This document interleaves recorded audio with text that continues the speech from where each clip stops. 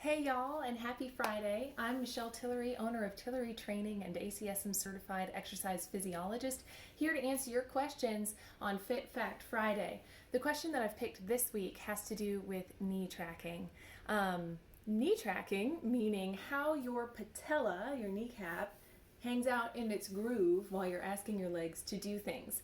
Now, before we get really into the causes behind it and what I would do to help mitigate it or get rid of it, you have to understand that your entire musculoskeletal system works like an intricate pulley system, okay? So if you imagine that your muscles are pulleys and your skeletal system, the bones of the skeletal system that they attach to act as anchors for those pulleys, then ideally what you would want to have is each side of the pulley system on one bone able to do the same amount of work, right? You want that to be even. Otherwise, you're going to start having issues where the muscles, or in this case the pulley system, if they pull too hard in one direction, you end up actually pulling your skeletal system out of alignment. And that is where a lot of muscle imbalance issues come into play. That's kind of how they present themselves, is with some misalignments, some chronic misalignments. Overuse injuries are another one that can come out that way. And knee tracking is another one of those things that has to do with the balance of your musculoskeletal system. That's a mouthful.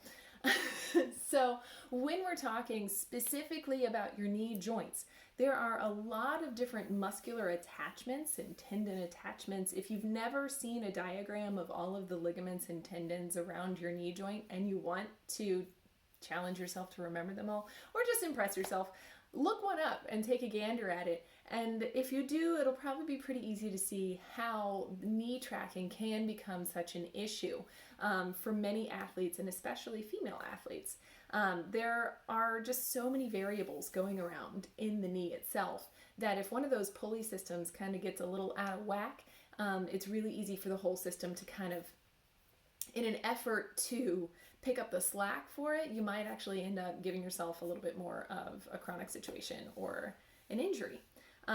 So what happens when you've got knee tracking issues is that the muscles, usually the muscles up here in your bum that control the external rotation or movement of your thighs, get really strong. Now, specifically the ones that I normally see are going to be your piriformis muscle, which is really deep in your glutes, and it sits right on top of your sciatic nerve. If you've ever had sciatica, then you know what I'm talking about. And your IT band, which runs in a really it's a really thick tendon sort of thing that runs all the way down the outside of your leg and actually inserts just past the knee joint. So both of those tend to be pretty common culprits when it comes to knee tracking issues. What happens is that those ones that work on the outside of the hip way up here end up being stronger or recruiting faster and doing more work when you're working out than the ones on the insides. Now there's a couple of different ways that you can approach a situation like this, and I'm going to go over what I normally do and what I have had the most success with. When you're dealing with tracking issues, you're probably first going to notice that there's a problem when you start having knee pain. Pain is your body's signal to be like, oh hey, there's an issue. So instead of popping some Motrin or a painkiller and just being like, hey, it's fine, I'm going to keep going, or being like, I'm going to suck it up, it'll be great. That's not a solution. What you should be doing is paying attention to your body when you do get a signal for pain. Also, pain usually means that there's some sort of wear that's not supposed to be happening. So when your kneecap kind of comes out of its groove and it starts rubbing in a place it's not supposed to be rubbing in, it's a good thing to stop what you're doing and pay attention, right? So if you're having knee pain in this particular scenario where we're talking about knee tracking issues, the first thing that you would want to do if you were a client of mine is to rest.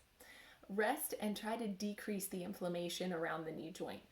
There's only so much room for all the stuff that's in there. And if you're competing with inflammation, inflammation is also going to take up extra room inside this structure. The inflammation can cause more rubbing, which could then cause more irritation. So you kind of get into this cycle effect, and until you can get the inflammation under control, it can be hard to really take care of the problem, right? So resting first, ice is great, elevating your feet, great. Taking a low dose, non-steroidal anti-inflammatory, great. Turmeric is also a really good option. Whatever it is that your body is comfortable with, or your healthcare provider and you are comfortable with, then do that thing to decrease the inflammation. Once the inflammation is under control, and even while you're getting the inflammation under control, the second thing that I would have a client of mine do is really spend some extra maintenance time working on decreasing the tension in the muscles that are causing the imbalance in the first place. So instead of focusing on, I need to strengthen this stuff first, what I would do is decrease the tension in the stuff that's causing the problem. Couple of ways you can do that. If you're not already adding dedicated flexibility days, you should be. One of my favorite go-tos, though, is foam rolling. Foam rolling is amazing, and if you're not already doing it, you should be. You don't know what you're missing out on. Foam rolling works your muscles like a deep tissue massage. It is a form of self-myofascial release, which means that you're massaging the tension out of the muscle so that it's not going to be so sticky.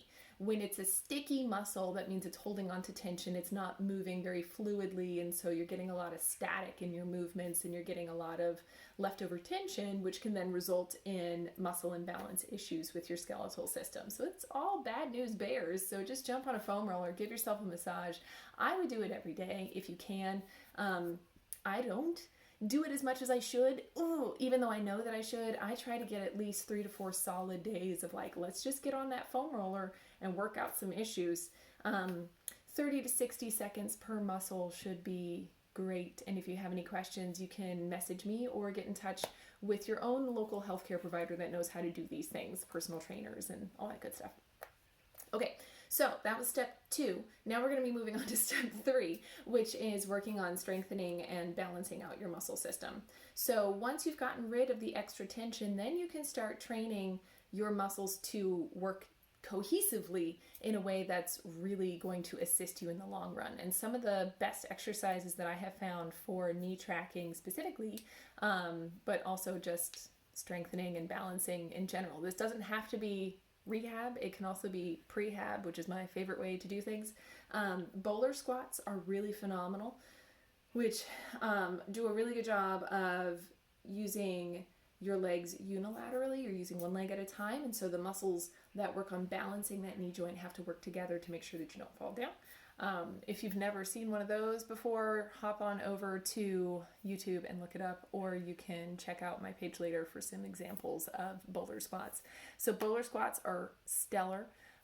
Some other really good ones, I like glute bridges, where you work on stabilizing your knees, and that might seem counterintuitive, but I think, at least with the experiences that I have had, when you're training your glutes and your pelvic floor all to work together, it generally makes things work better all up and down the food chain of muscle alignment there.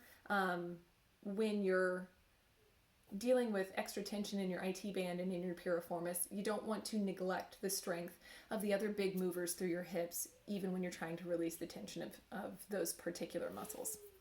Anyway, moving on. So those would be my top 3 tips for how to assist with knee tracking. There's also other things that you can get into with using bands, resistance to help stabilize the knees, and I can get into more of that stuff later. But when it comes right down to it, decrease the inflammation, decrease the tension in the muscle imbalance that's causing the problem, and then strengthen and balance out those muscles, and baby, you will be golden. If you have any other questions that you want me to answer on a Fit Fact Friday, drop me a message or leave me a comment below. I hope this was useful, helpful, entertaining. I don't know. If it was, let me know. Give me a follow, tell your friends, and have a super fabulous Friday. Bye.